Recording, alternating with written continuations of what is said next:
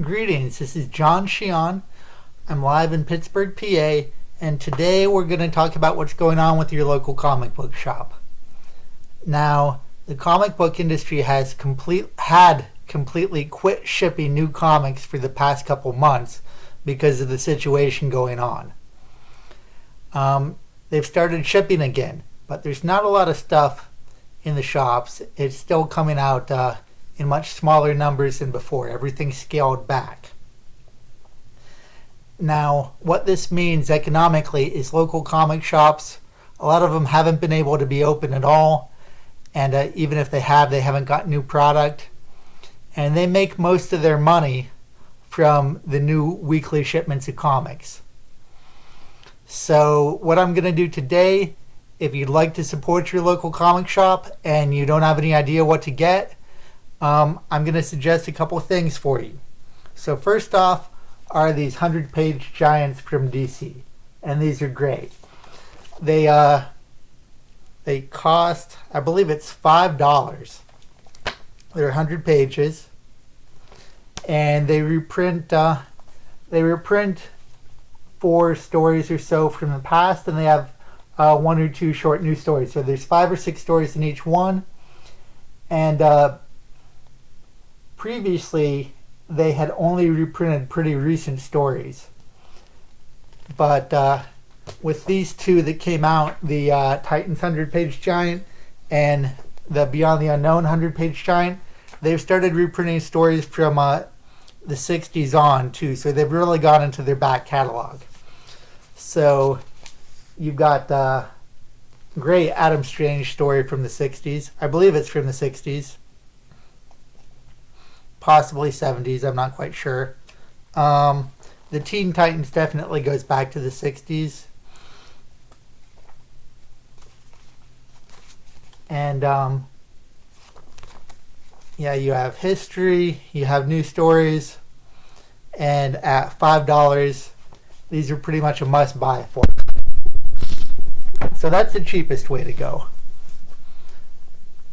Now, I think the line is pretty much done now, but Gerard from My Chemical Romance, which is a band I'm not a fan of, he has his own comic line through DC. If you watch Netflix, he created the Umbrella Academy. So this is a line of comics, some of which he wrote, some of which he just was editor on and curated the talent.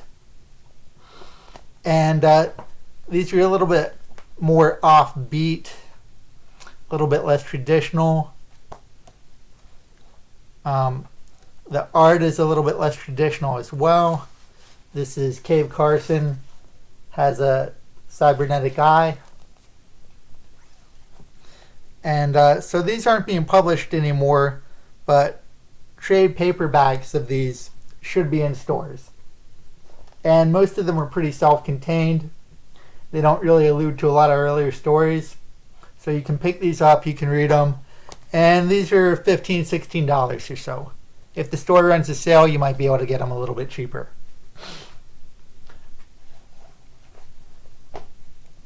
As you can see, we're going from least expensive to most expensive. Now this is Fantastic Four Grand Design. There's also 3 volumes of X-Men Grand Design, and these are basically illustrated Wikipedia entries for these series. So if you don't know anything about the X-Men, if you don't know anything about the Fantastic Four, I say Wikipedia entries, but it's still a story. It's just condensed decades worth of comics into one volume that you can pick up and you can get the whole story. They have an end too. Mainstream superhero comics don't end, but the authors of this Fantastic Four Grand Design and X-Men Grand Design, they wrote an end for the stories. So these are great primers. And then last I'm going to mention, these are a little bit more expensive. These list at about $39.95 each. $39.99. But you can usually find them on discount. And these are Marvel's Epic Collections. These are thick.